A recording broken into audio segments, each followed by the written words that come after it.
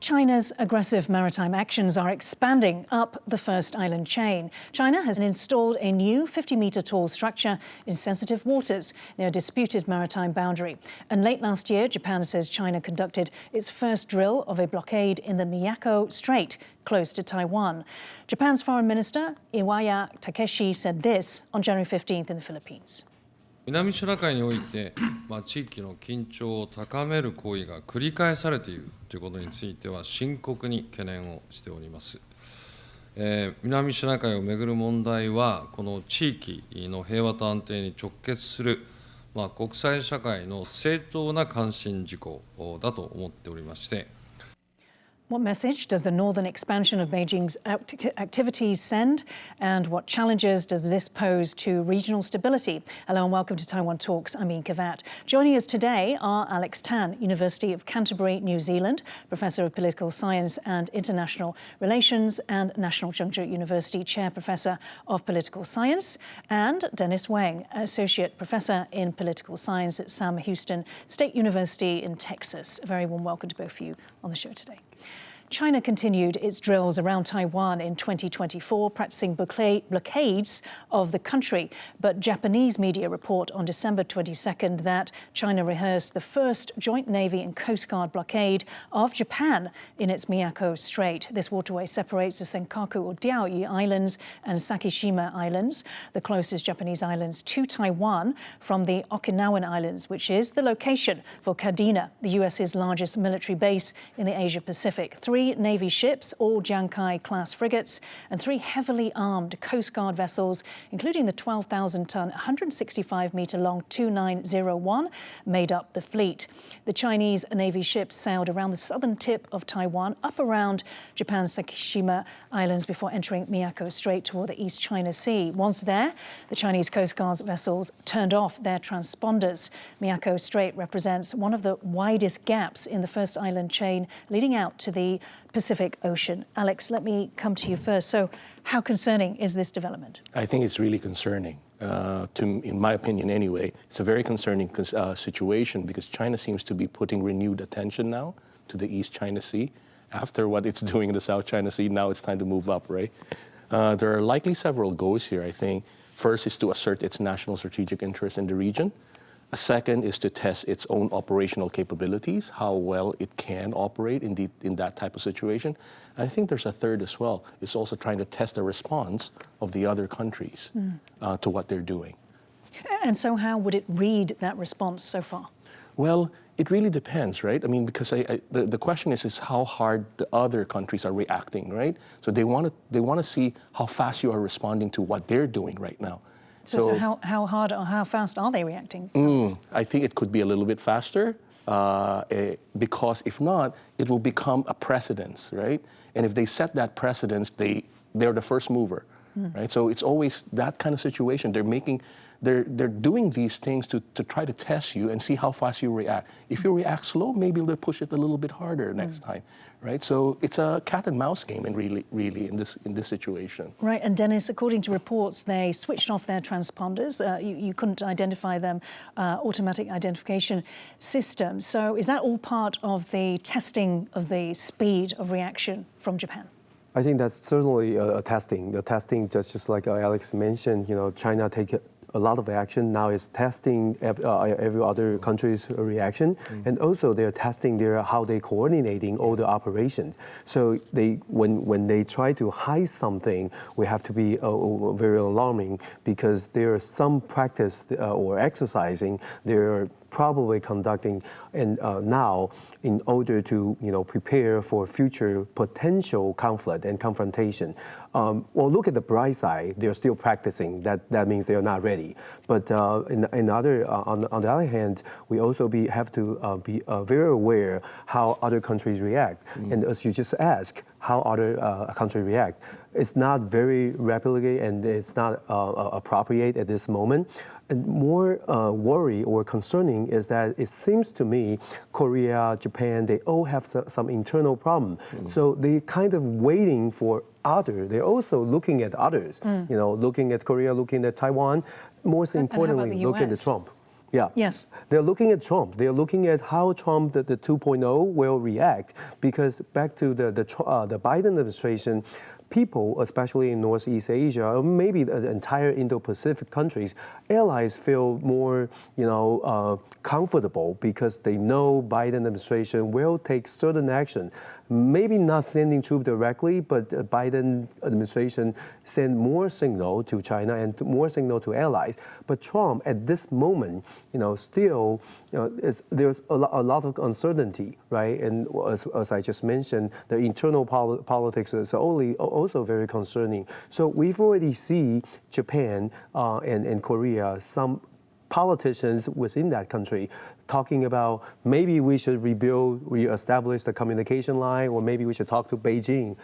This is not a very positive signal in terms of how to strongly react to this maritime, exercise. So I think Taiwan also have to pay attention to that. So what would a strong reaction be, Alex? I think a strong reaction would be that they should not necessarily meet force with force, but you certainly have to follow them, what they're doing, right? Turning off the AIS, it's almost like it makes it a game. I mean, kids know. I mean, we've played all these games. This battleship game, you're trying to locate where they are, right? And the reason, why you have an AIS is to prevent collision in the high seas, right? And by turning it off, it's a dangerous thing. So why are they turning it off? Well, the first thing is they don't want to be tracked. Mm-hmm. And if you don't want to be tracked, what are you doing there? Right. Right. And in a conflict, it would be turned off, obviously. Of course. Then it becomes, can you imagine searching a needle in a haystack problem, right? So the reaction would be, would you send your P3 Orions? Would you send your, reconnaissance airplanes to check what they're doing, right? They're testing how fast you're reacting. Yeah, and actually the gap between when it happened on December 22nd, and then I think the first reports came out January 1st, there's a delay there. Yeah. Of course, we did mention the US, and of course the biggest US base in the Asia Pacific is Alex at is Kadena, Okinawa. Yeah. So effectively, what we're looking at them trying to rehearse is what? Yeah, I think part of it is also trying to see how they can test all these systems if they're going to break out the first island chain, so to speak, right? China sees this first island chain as a way of containing China and keeping it closer to the coast rather than breaking through that next level to the Pacific Ocean, right? The open Pacific Ocean. So I think in a way, I don't have private information, but if the United States Navy is tracking this, and they do definitely have to track it, because if they're not tracking it, it has an effect on future operation of the U.S. naval base in Okinawa. It doesn't seem as if ships were sent out to monitor and to basically shoo these vessels away. Yeah, well, that's the worrisome part, right? We call it in game theory, we call it a stag hunt game. It becomes like that. You're waiting for the next mover, but it's a collective action issue that it has to be solved. Yeah, and is an optimal time for Beijing to basically be testing and to using these assertive moves. Now, according to your Miyoro Shimbun and other reports, the Coast Guard vessels involved in the operation were armed with 76mm naval guns, typically found on warships. Under China's 2021 Coast Guard law, Coast Guard forces are authorized to use force against vessels that cross into waters that China claims as its own. This drill follows a pattern of increasing cooperation and coordination between military and law enforcement. Both forces have operated in joint exercises around Taiwan, including both Joint Sword 2024A and B in May, following President Lai Ching-te's inauguration, and also in October, following the President's National Day speech. Dennis, let me ask you, so 3 Navy, 3 Coast Guard, but is this really 6 Navy vessels? Well, it look at on the surface, it's like military and civil action, right? So it's actually, I think it's the strategy from Beijing. They try to blur the line, right? Make it very confusing whether this should be considered military action or this is just civil practice. So I think this is a strategy, and also very alarming. If you look at how China kind of make this like new normal. So I'm doing this because this is for civil purpose. I'm protecting my fishermen. So this is, as I mentioned, this is not only blur the line, but also create a new normal. And I think more importantly, we cannot just look at the military perspective. We also have to look at the psychological the pressure China bring in, because when this kind of exercise is getting more and more frequent, and then China is testing everyone, not only their military preparation but psychological preparation, right? If you are strong enough, the strong reaction, like Alex mentioned.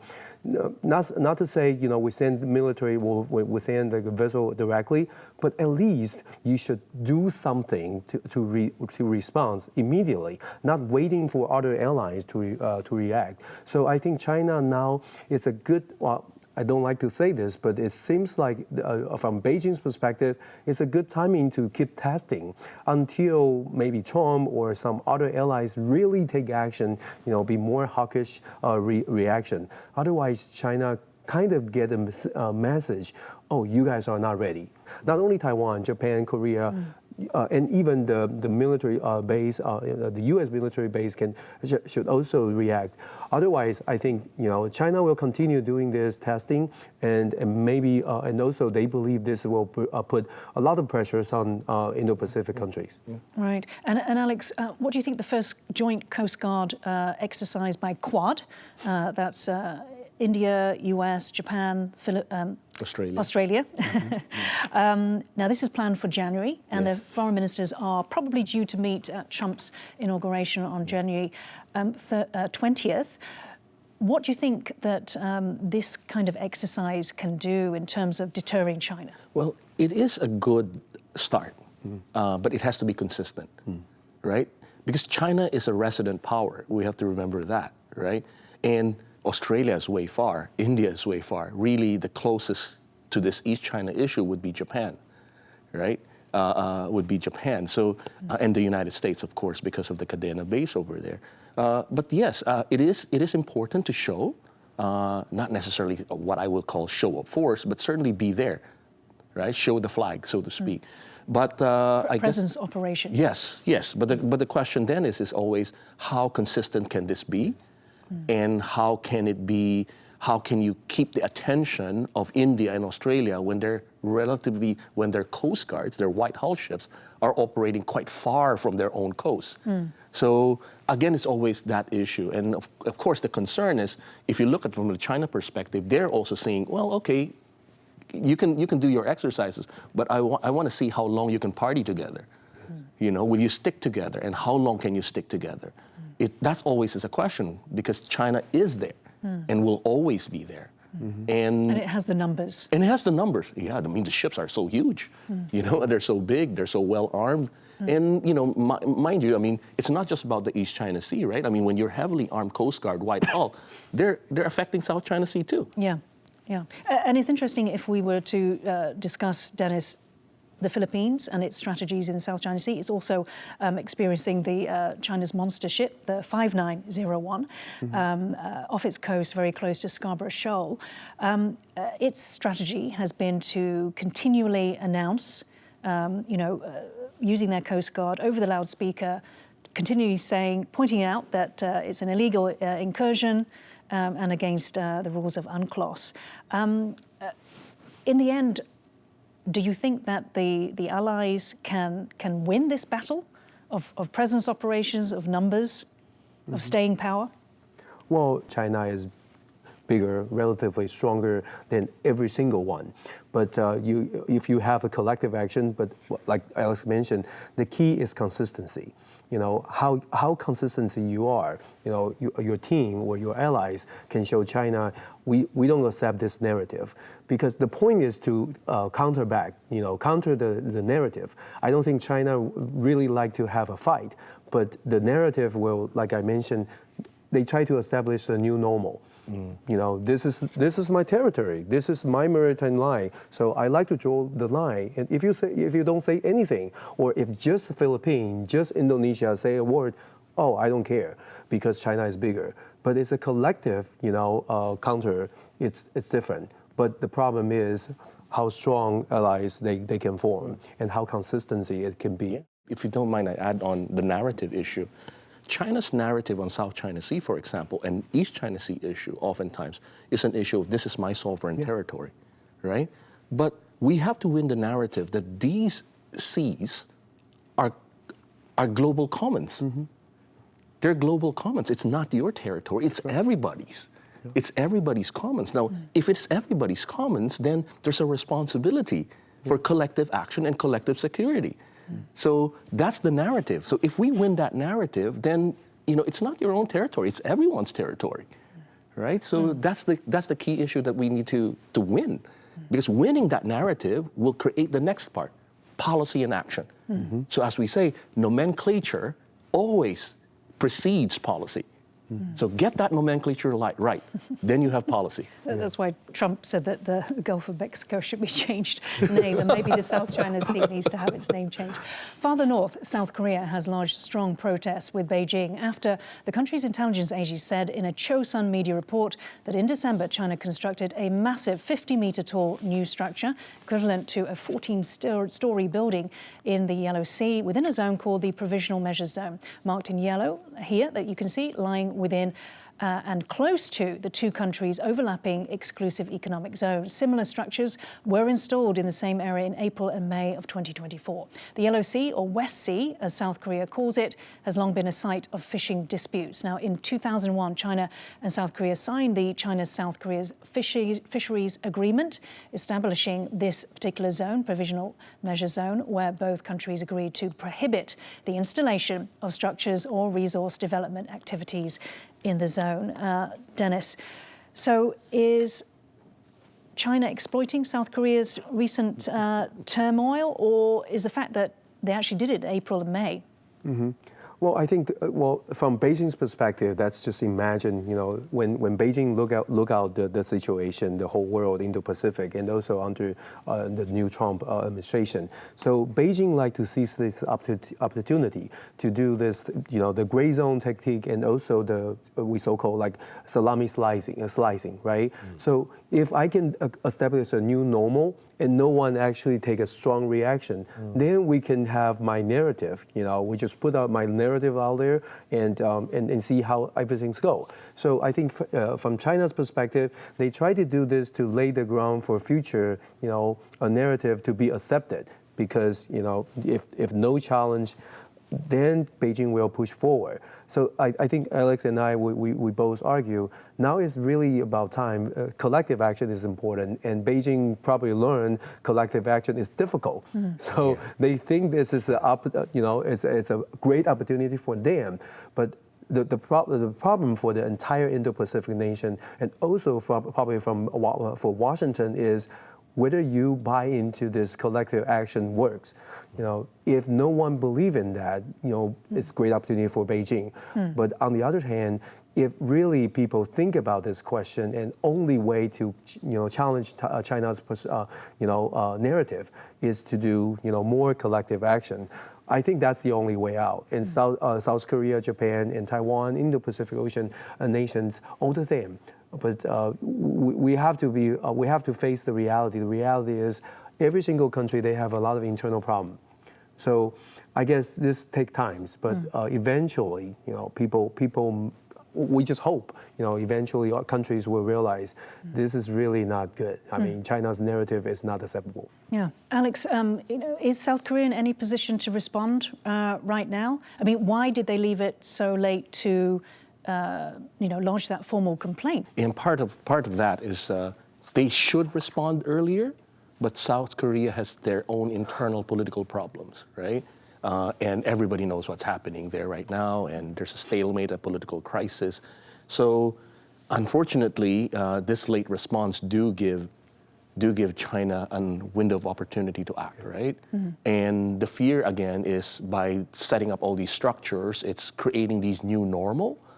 So if I squat on this place long enough and you never challenge me, then I can claim that territory for myself because you never claimed it anyway.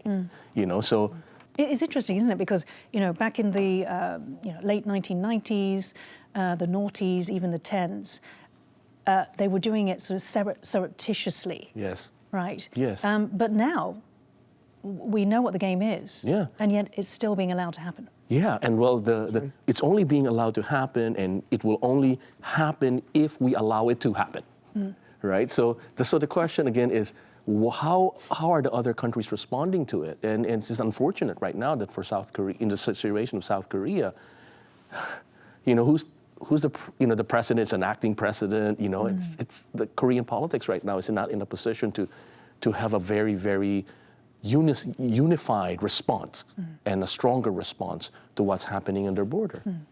Meanwhile, back in Taiwan, China's Coast Guard has maintained steady pressure on Jinmen Islands, located 2 miles off the Chinese coast. 4 Chinese Coast Guard vessels sailed into Jinmen's southern restricted waters on the 3 days of December 27th, 30th and 31st and stayed for 2 hours each time. The latest incursion on January 9th also involved 4 Chinese Coast Guard ships. Taiwan's Coast Guard administration intercepted them and warned them away from Taiwanese waters. Take a look. 中国海警14608，中国海警14608，这里是中华民国海巡署 PP100拐山艇呼叫，进入中华民国近现日水域，严重破坏区域和平稳定，影响海上航行安全及交通秩序，请立即转向驶离。 Taiwan's Coast Guard said that China deliberately entered restricted waters around Jinmen 52 times since February 2024. It entered restricted waters around the Matsu Islands at least 4 times in the same period, all during the Joint Sword 2024 series exercises. The PRC began these incursions after 2 Chinese fishermen died when their speedboat capsized while fleeing a Taiwan Coast Guard administration ship in Jinmen's waters. Alex, if I can come to you. So it's interesting, Institute for the Study of War says a pattern has emerged. You basically get a group of 4 Chinese Coast Guards and they stay for about 2 hours, carrying out law enforcement patrols 3 or 4 times every month. So what's behind this number and the regularity? The regularity issue is what Dennis was mentioning as well. They're trying to create a new normal. They want to make this a normal behavior.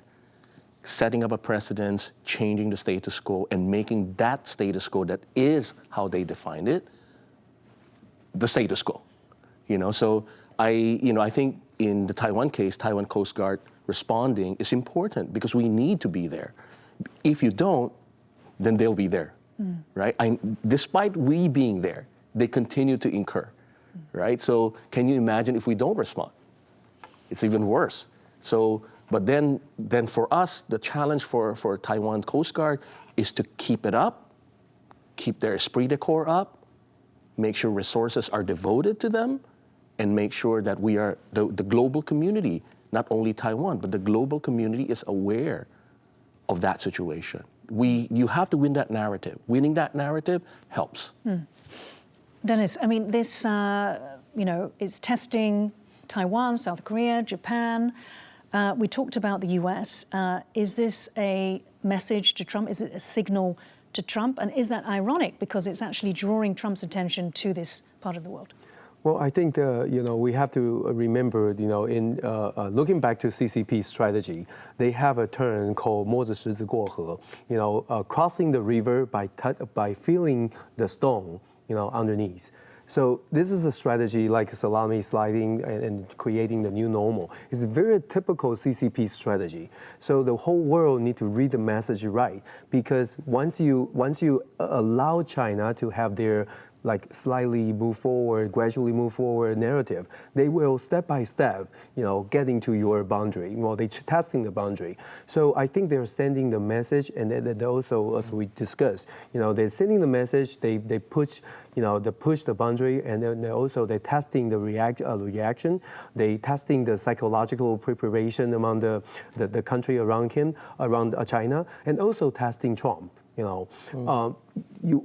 not only have to be aware of China's narrative, but also China has a strategy to testing Trump, not only using the force, but they are also sending, kind of the kindness message, because they send a high-level delegation to Trump inauguration. So Trump may feel like, oh, you are sending the high level means you are showing the kindness or showing the friendly attitude. So maybe Trump will feel, pretty good at this moment because Trump feel like he's winning properly. But anyway, so the thing is, China has different strategy toward different kind of opponent, different kind of country. For his neighbor, China is using, like we just discussed, the new normal and more hawkish action to make sure I'm stronger than you. So as long as you don't have any challenge, I will continue.